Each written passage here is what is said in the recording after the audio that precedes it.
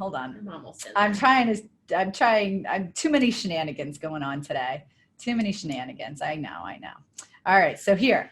So what are we talking about when we're talking about the returns investors are seeking? Well, the first thing I want you to think about when you're thinking about returns is that this is all about a surprise answer there, perhaps, you. All about you. Really, it is. If you guys are out there doing all this work, spending all your time, doing due diligence, putting things together, whatever your business it might be. Maybe your business isn't real estate. Maybe your business is something else. I know a lot of our clients out there are doing other projects other than real estate, and this applies to all of you. So if you are not taking care of yourself in a way that's equitable to your investors, you will not be properly motivated in order to make the deal work. If you're struggling financially, it's going to be really hard to pay attention to investors' money. Now, with that being said, that doesn't mean once you get into this, you take it upon yourself to take care of yourself with your investors' money. That's why you have to start with you so that you properly express to your investors how much of their money or profits or revenues or whatever the metric is that you are going to use to take care of you and your own. So you want to start with you. What kind of returns are you going to charge that are going to be paid to yourself? What kind of fees are you going to charge? Are you going to charge some kind of management fees? Are you going to charge an acquisition fee, a disposition fee?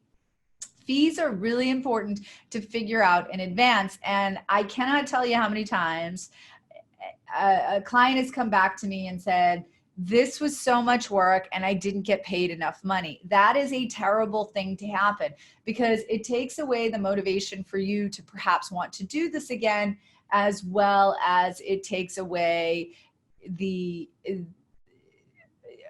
motivation for you even to want to work on the current project that you're working on. So we want to make sure that you're taking care of it properly. So you want to start with you.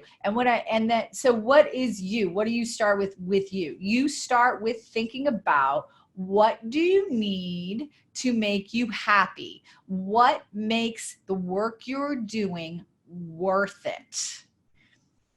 That's number one. First, foremost. Do not go out of order in these steps that I'm giving you. There's a reason why they're in the order that they're in. Start with you. Okay. Second, returns. I saw an offer this morning that talked about returns. And I just thought these people are not going to raise any money. And yet the deal was in an amazing location with such a great story. And I had to draw my own conclusion on the story. I knew that I had an advantage over this syndicator because they didn't know their own story. They were so focused on promoting the wrong thing. Now, I'm going to tell you right now, I'm probably not going to invest in that deal because my guess is going to be that they're not going to raise enough capital because they're so focused on the returns and have not focused on the story of the opportunity at all. So returns are a far second to the story. You need to build up trust and credibility with your investors before they're ever going to care about returns. To come out of the gate and talk about your double-digit returns is such an ineffective and not helpful strategy. I want to know the story of the investment opportunity. I want to know your story. My most successful fundraisers never start with the returns. They may finish with the returns. They may come in somewhere with those returns, but they never start with the returns. They start with the why, and returns are not your why. Returns are not your why. Again, returns are not your why. And investors really care about the why. There's a statistic, I don't remember where I got the statistic, but you can trust that the statistic's a real statistic. 33% of the population respond to why before they respond to anything else.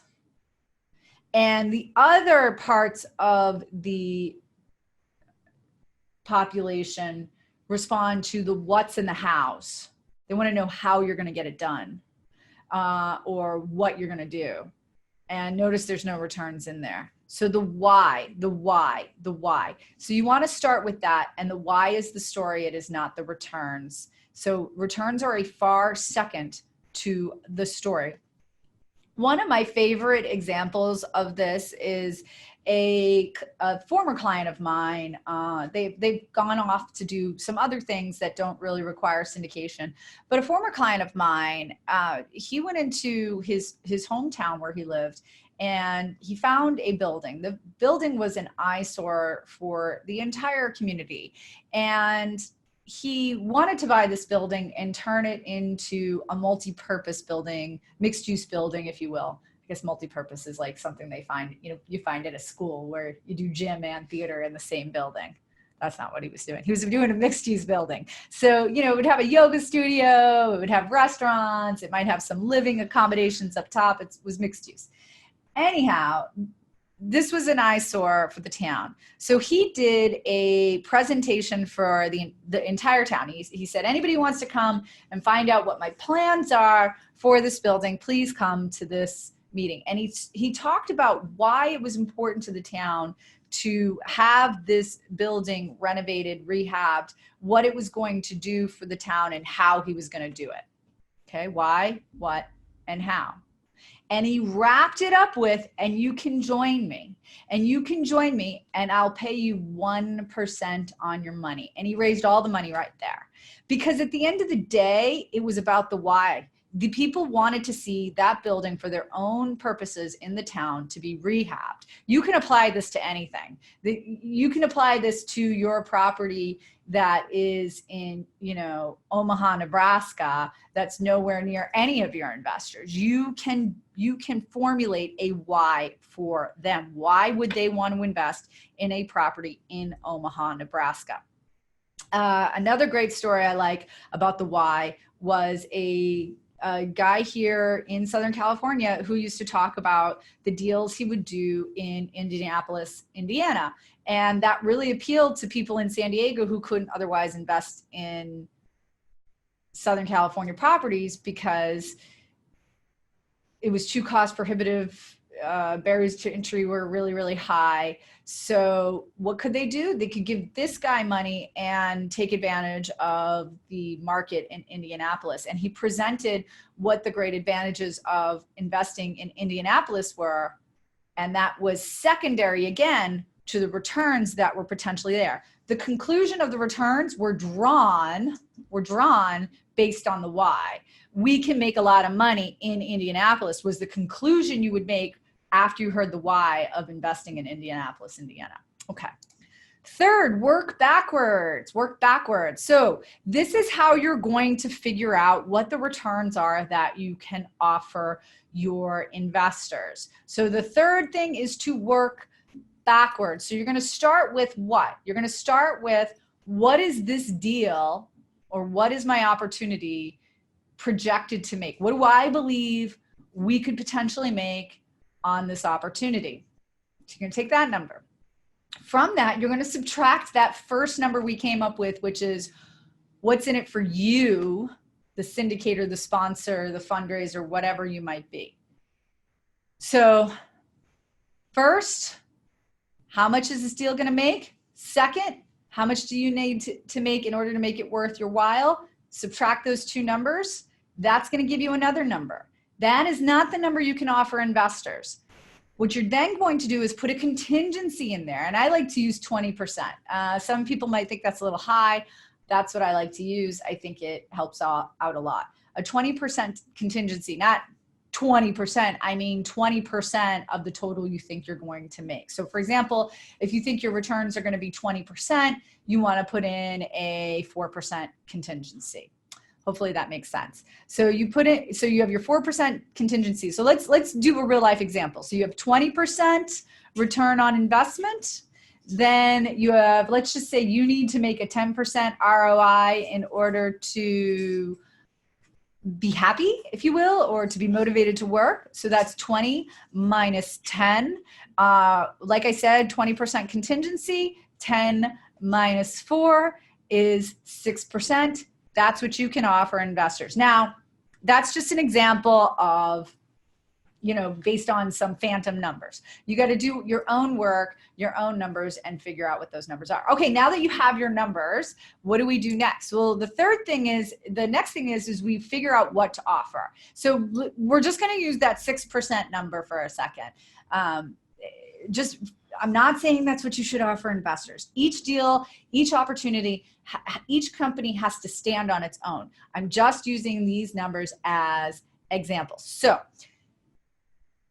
in our slide here, we're showing about a profit share. So you could take that 6% and then just offer a profit share to your investors. So what your investors might receive, depending on how you treat that 10% that you're paying yourself, is they would receive 75% of the profits and you would receive 25% of the profits.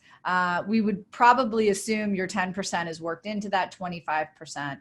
And your investors would receive 75%. And in this situation, we could estimate that they might make perhaps a little more than 6%, because maybe you bring down your 10% a little bit to reach this metric. In the sense of looking at it from a perspective of a, you know, like let's just say a 50-50 split, we'd take our 20%, we'd take our contingency out, and then that would leave us with 16%. You would receive 8%. They would receive 8%. That would be if we were looking at this from a point of view of a 50-50 profit split, not the 75-25 we have on the screen. The other way you can get to your 10% is you can be charging fees as you go along that are before those profits kick in. So there's a bunch of different ways to get you to where you need to be while offering your investors a return on their investment. So one way you can do this is by offering a profit share. The next way you can do this is by, and these are some of the ways you can profit sharing. You can do profit sharing, obviously sell shares in your corporation, sell units in your LLC, or establish a tenant in common ownership, which we see frequently with 1031 exchanges, which we're seeing a lot of right now because we're really at the top of the market. So people are trying to get out of their properties. They want to defer their taxes, so they're 1031ing into additional properties. Okay, so then the next thing you can do is what a lot of you are out there are familiar with, which is a preferred return, which is where you say to the investors, I'm going to pay you some kind of return on your money before I pay myself any profits. So in this case, what could you do? Well, you could say to your investors, I'm going to pay you a preferred return of 6%. I'm going to pay you a preferred return of 6%. Then you could match the return to you and then perhaps split any distributions. In this way, you have like a little catch up. So in our situation where we were discussing earlier, you offer them their 6%, then you would get the next 6%, and then anything thereafter maybe split 50-50 or however you would want to split that. Another way to do it is just to pay them the preferred return and then split whatever is remaining thereafter. So there's a couple of different ways to do this, but you're always starting again with that 6% because that's what your numbers worked out to be. And that way you're not offering them anything above and beyond that 6%. The other thing is too, with a preferred return, if you're offering a preferred return and the deal is, you know, safe enough, if for lack of a better term, you could just stick to the preferred return. Or if your preferred return is high enough, you could just stick to the preferred return. And one place we see a lot of this is in those big REITs, you know, Blackstones of the world, anchor tenant type of situations where it's Class A buildings, will only see a preferred return such as 7 or 8%, and there is no profit split thereafter. So don't be afraid of just offering a preferred return and nothing else. I do have some clients who deal with investors that are perhaps a little older, and understanding a preferred return is a lot easier than understanding uneven distributions. They like to get their regular monthly or quarterly distributions, which is based on a preferred return, and they don't get paid anything else. And that's really easy for the client to explain to the potential investor, really easy for the investor to understand, and it cash flows for them, and that's what they care about. Okay, so what do you do with offering a preferred return? Again, you would sell preferred stock in a company, in a corporation, or you might sell preferred units in an LLC. And if you want to secure, some kind of stated return, you could do promissory notes, which are secured by a deed of trust or mortgage, or you could just do an unsecured promissory note. I prefer to stay away from this, especially if you want to grow your business to any size. For example, if you're going to get a big apartment building, they're never going to let you have promissory notes of any type, whether they're unsecured or otherwise, stand behind them, even though they're standing behind them. So you really want to be mindful of that and not necessarily go out and start offering promissory notes. I see promissory notes used a lot in the single family space, and it's really no meaningful way to grow your business. So I prefer you to stay away from promissory notes, but I did at least want to mention them so that you're aware that this is another way to offer a stated return, much like a preferred return. Okay, so this is what a preferred return would end up looking like if you just offer them a preferred return. As the returns go up, you would benefit. There's a crossing over point there that will happen, where the investors will make all of the returns until they receive that preferred. They'll continue to receive that preferred, and you will receive anything above and beyond that return. Now, if you decide to do a preferred return and then match them and split 50-50 thereafter, this is what we're looking up at as returns go up. Okay, fourth. So the next thing I want you to think about is using the right incentives for investors to invest. It's funny because just this morning I was meeting with somebody. We were talking about a nonprofit type of fundraise, and the person I was speaking to mentioned, I hate it when somebody gets up to the front of the room and says, hey, if everybody here just donated $100, then we would be able to do such and such. We would raise, $2 million or whatever the case may be.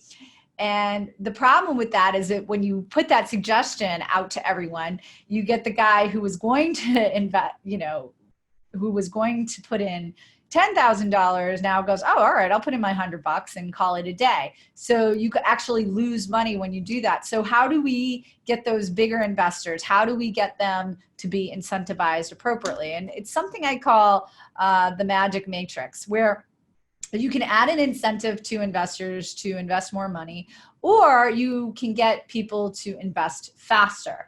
And so for me, I generally think you should do one or the other, but I will show you how to do both at the same time. So here's what we're talking about. If you, and this is both of them together at the same time. So at the top there, along the top line, we have time. So if you invest before April 1st, for example, and you invest a certain amount of money, you'll receive one type of return. If you invest on or before, May 1st, like so 30 days later, you're going down about 0.5%. And if you invest after May 1st, you're going down another 0.5%. And then you're going down, if you look, as you go down in the amount of money. But if we just look at, I prefer, personally, it just depends on what you're trying to do. But I prefer that you offer people an incentive to invest more money if your deal or opportunity allows you some flexibility with time. I think that's always a better way to go, is to give people an incentive to invest more money. So really what I want you to focus on, and I don't know if you guys can see my cursor, but I'm pointing right now at the amount of investment. I want you to focus on this column and then the second column, and forget about this time interval. Just focus on this, because we're going to talk real quick. I'm going to actually skip these slides for a second and go to my fifth point, which is keep it simple. See, the more you put into these motivators, the more complicated you make it, the more you say, well, if you do this, then you get this, or if you do this, you do this, you get this. You're just confusing your investors. And a confused mind does not act. It also does not invest. So you really want to keep your offer to your investors as simple as possible. Make sure they understand it really quickly and easy. First of all, you want to start with that why, but then the second thing you want to do is when they're ready to make that decision to invest, you also want to continue to make it simple. If I invest $100,000, what do I get? Well, you get to buy our Class A units, which bear a preferred return of 8% plus split in, take a share of 50% of the profits thereafter, whatever it might be. But if you invest less than $100,000, then your preferred return goes down to 7%. So you're giving them that proper motivation. You're making it really simple for them to understand what they're going to get. And that's kind of what you want to do, so that investors, even the most wealthy, sophisticated investors, the simpler you keep it, the better off everyone is going to be. Okay. So in summary, I see a lot of questions. So I'm actually going to wrap this up and start getting to your questions. In summary, I want you to start with you. Start with what you need to make in order to stay motivated to do the deal. Risk must equal reward. You want to work backwards. Use proper incentives and keep it simple. Okay. With that, let's take some questions. I need a sip of water here. I am parched. I can't get on my Zoom. Hold on. Where are my questions? Oh.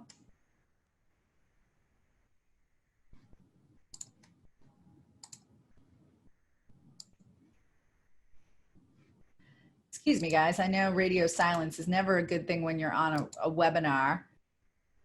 So forgive me for my lack of being able to click on the proper buttons here. Let me see if I can.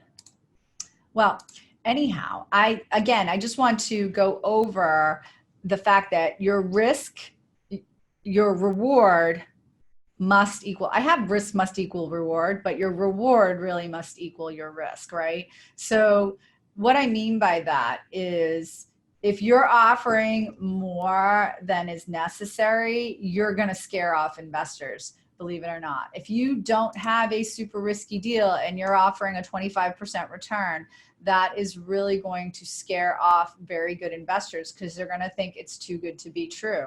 An example I always use when I go to live events and I can see your beautiful faces in the audience is I ask, hey, who out there has seen an ad on Craigslist or Facebook or whatever that offers 18% low risk, guaranteed, safe and secure investment in real estate called today?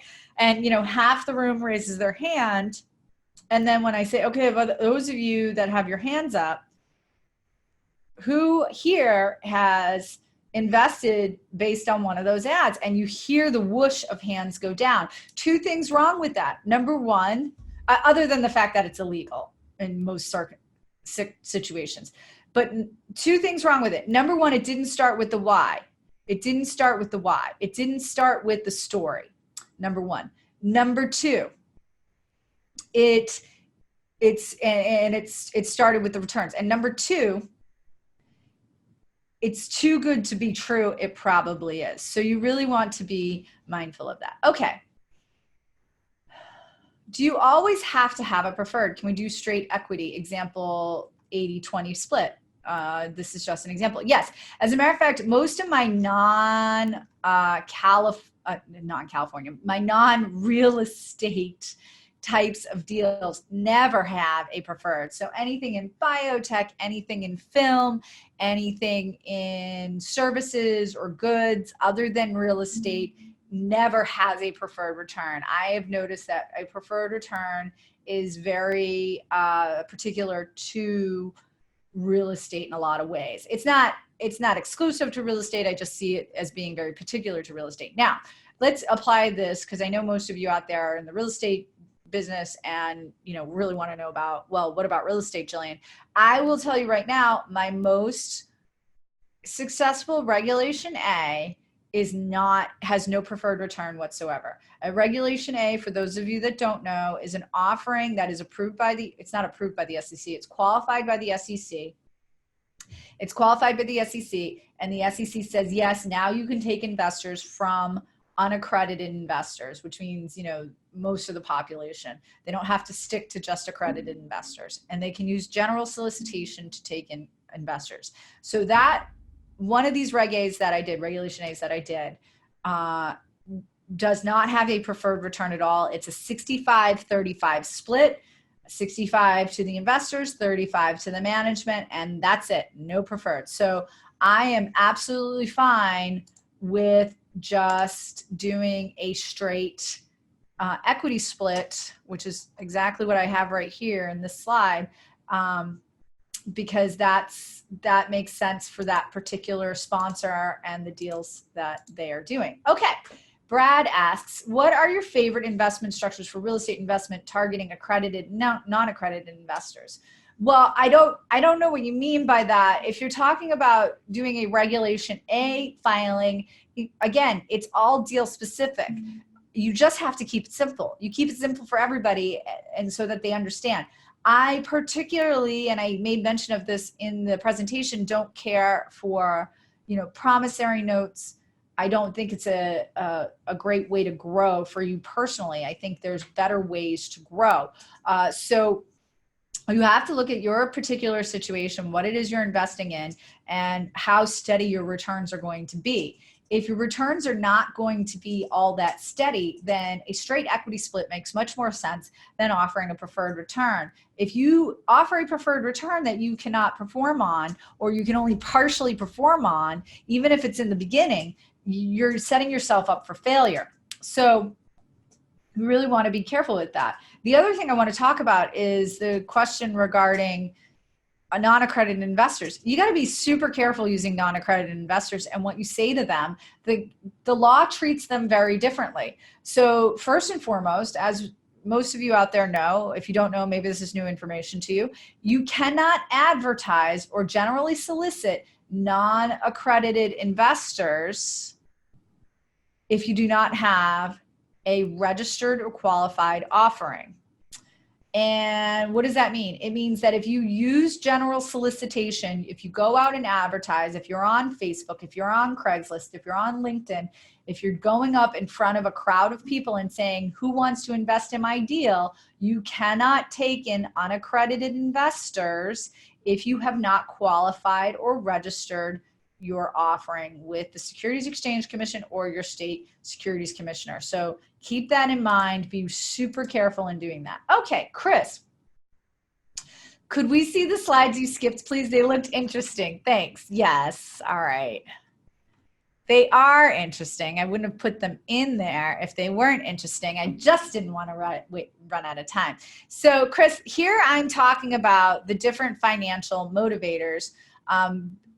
What I am talking about is doing a Class A versus a Class B, where we can say to our high net worth individuals who are investing more than $100,000, for example, and I'm just using that as an example, then they get Class A. Everyone else would get Class B. The Class A members would receive a greater return than everybody else.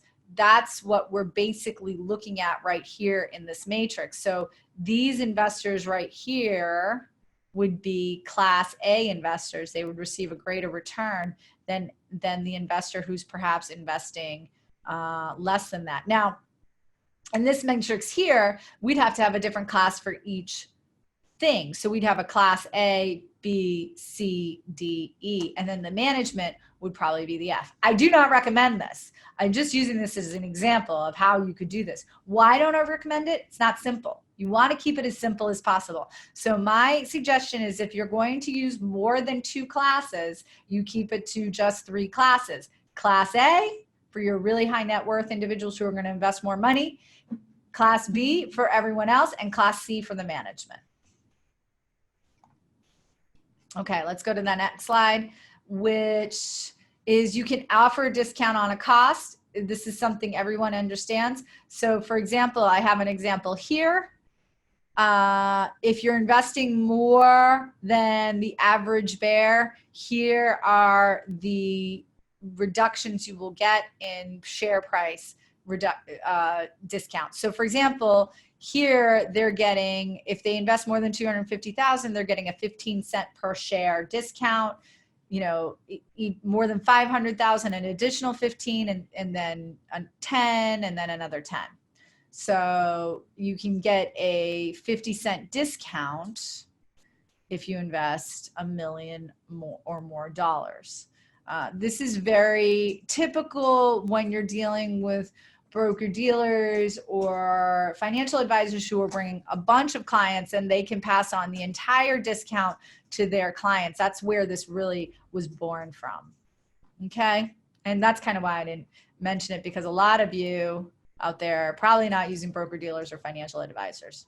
So yeah, it's interesting information, but it might not necessarily be applicable.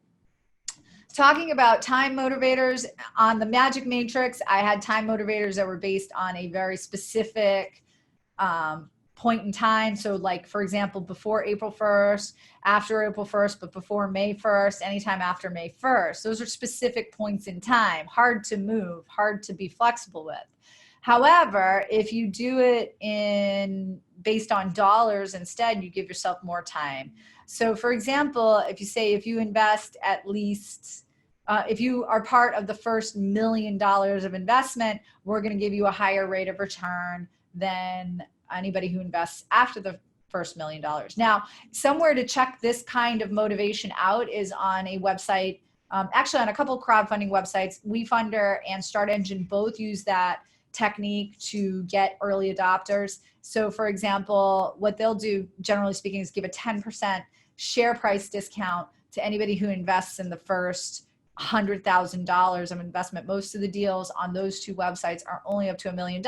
So it's like the first $100,000 in investment dollars will get a 10% discount, or they'll get 10% more in shares. They might not necessarily get a discount. They just might get some bonus shares. So that is one way to offer a time motivator that's not specifically related to the amount of money that's invested. All right. Let's move on. Oops. Oh, yeah, I'll give you my contact information so you can have it there. All right. So I'm going to... Daryl says, thank you. And I say, you're welcome. If you're offering tiered returns based upon timing of investments, how are you accounting for that in the op agreements and documentation? Well, you're not, first of all, you are accounting for it based on class. So you would just offer different classes at different times, and that would be accounted for in the distribution section of your operating agreement. Then how do you account for it from an accounting perspective is you basically figure out when an investor invested versus when another investor invested and when you're paying those returns. So if I invest in January and you pay the first return a year later, then I'm going to get a full year's return versus somebody who invests in June and they are only invested for 6 months. They're only going to get 6 months worth of return. So yeah, this is going to be documented in the distribution section of your operating agreement, and you're going to parse it out by classes. So if you're going to do something like this, you're going to have a class A, a class B, and a class C. If you want to look at a deal that I've done that is public, hold on. Give me 1 second here. I got to look it up.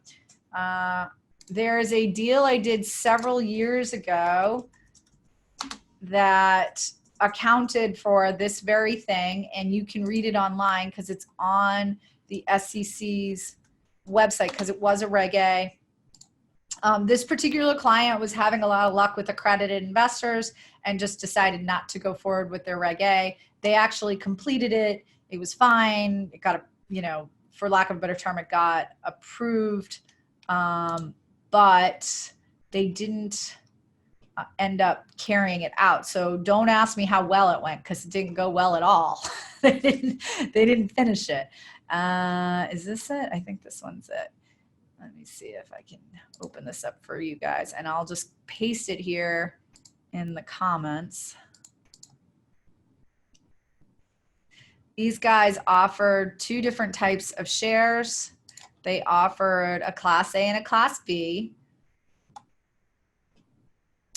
And yeah, so they had Class A interests.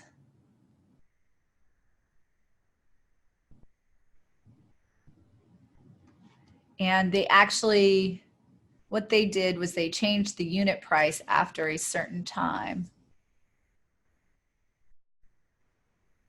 Oh, I'm sorry. They offered founders' interests and Class A interests. So anybody who invested early got founders' interests, and anybody who invested after got Class A interests. It was a very interesting way of doing it. And they received just different preferreds. And the Class A interest got 7%. So founders got 8 and Class A interests got 7. If you'd like to read this, let's see, where can I put this in the chat? I'll put it in the chat, and I'll also put it in a couple other places too, so you can find it. But it's called Aspen Mortgage Income Fund 2. And so you can see an example of that there. Their operating agreement should also be there, but you might not even need to read that. If you scroll down to page, I don't know what page it is, but it's in this document where you can, oh yeah, here it is, Summary of Operating Agreement, page 47. You can see exactly how the distributions are calculated and what that means to the investors.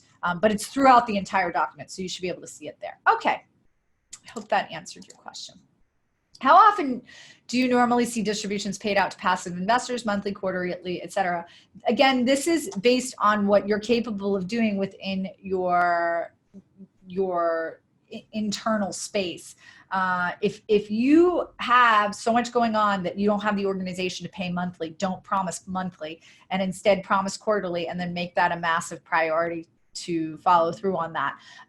If you're going to do monthly, my suggestion would be is to get somebody to help you with that, somebody who's a professional at that. I have many suggestions on that, where you either use some really great software or you find a fund administrator to help you with that. One of the fund administrators that I've been recommending is a company called Redwood.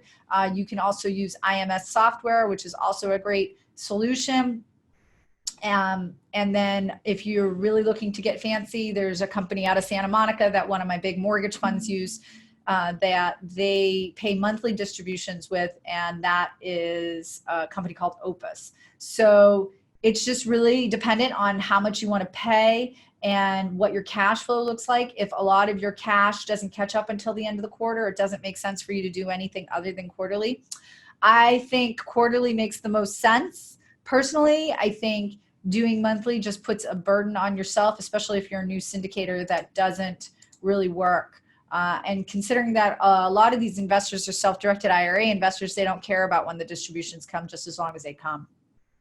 All right, Chris asks, preferred return commences when the fund is closed and or project kicks off. So what is the lead period for which an investor will park their money awaiting fund closing and project commencing? Well, I'll tell you, what we do is we put in a lead time in 4 months. So 120 days that you have in order to get going on the project. And we've seen that works. And the thing that I always hear from people as a detracting statement is,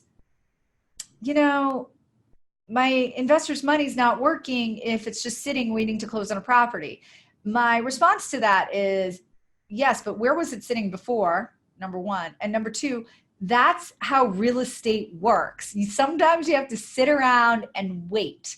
So keep that in mind before you get all nervous about, well, my returns have to accrue. I have to pay returns immediately. I have to do this. I have to do that. No. And I'll tell you, another dangerous thing I see happening right now is people pre-funding returns. That's called a Ponzi scheme. You should be paying returns from profits, not from other investors' investments, not from some, stockpile of cash you have. That is a false narrative. Don't do it, or at least I prefer you not to do it. It's not helpful. If you want to return your investors' money slowly but surely from a reserve that you've established with your own money, or from money from like a finance, like a refinance or something like that, because that's cheaper capital, fine. But don't be paying returns. That's not proper English. I would prefer you not pay returns from other investors' money, as that, my friends, is called a Ponzi scheme. Thank you. Okay. Paul asks, in an 80-20 split with a 6% preferred, what is a reasonable yearly fee to charge? Is 2% reasonable? That is a loaded question, Paul. We don't know anything about your deal. I'm not trying to be rude, but the reality is your deal has got to dictate the returns. Your deal has got to dictate the fees. Your fees should be commensurate with what is going on in the industry, yes, but it also should be commensurate with what that work is worth. So what are some typical fees? A typical fee might be anywhere from 1 to 3% for an acquisition fee, 1 to 3% for a disposition fee, 1 to 3% as an ongoing asset management fee or fund management fee, depending on what you're doing, 1 to 2% refinance fee if you're buying assets that require refinance. Okay. Christopher asks, lead time is longer for development projects. Absolutely. Lead time has got to be for development projects. Okay. Jim's asking, why would you give them voting rights? I don't understand what you're talking about, Jim. I don't, generally speaking, give our investors voting rights. The only thing we usually give our investors voting rights in is to remove the manager for cause, and they need 75% of the vote. So most of the time we do not allow our investors to have voting rights. It just seems like, first of all, it's a false start because the management has all the control anyhow. And second of all, we really do not need to be going back to the investors to ask them permission for every single thing that we do. Okay, Christopher asks, have you ever seen offerings for commercial real estate development projects wherein the preferred return accrues during the development period, approximately 1 year? Yeah, I've seen that. That can happen for sure. And I've seen it be cumulative. So if your returns or your projections allow for that, sure, go for it. But just, honestly be careful because, especially with development, we're dealing with like high risk. Harshad says, thanks, Jill. You're welcome. Tim says, refunder and who ELS. We funder, we as in we funder and start engine. Totally different, bag of beans over there in those two locations. But I'll tell you, I've invested in a ton of stuff on WeFunder. It's really fun to go and look at what's going on out there, especially outside of real estate, because there's nothing real estate on there at all. Kimberly asks, what kind of fees do you usually see on note funds? What kind of fees do you usually see on note funds? And it just depends. Again, I see acquisition, disposition, and then some servicing fee on a monthly basis. It's really no different than if you were dealing with a real property as opposed to the paper. You're still going to have some kind of servicing or asset management fee. You're still going to have an acquisition fee. You're still going to have a disposition fee. So one thing unique about note funds is that you might want to have an extra fee in there for, say, foreclosure, or in the event that your plan calls for rehab and sale when you do foreclose, fees for that as well, such as construction management. All right, guys, that seems like that's all of your questions. Oh, wait, Lauren has some questions, I think, from, oh, okay.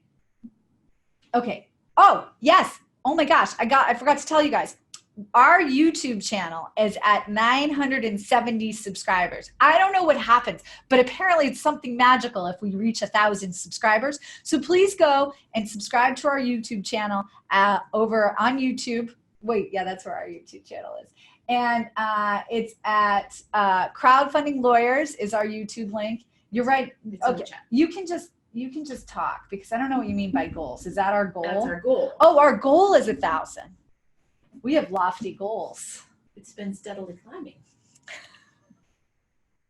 I'm almost Ariana Grande, guys, with my 1,000 subscribers.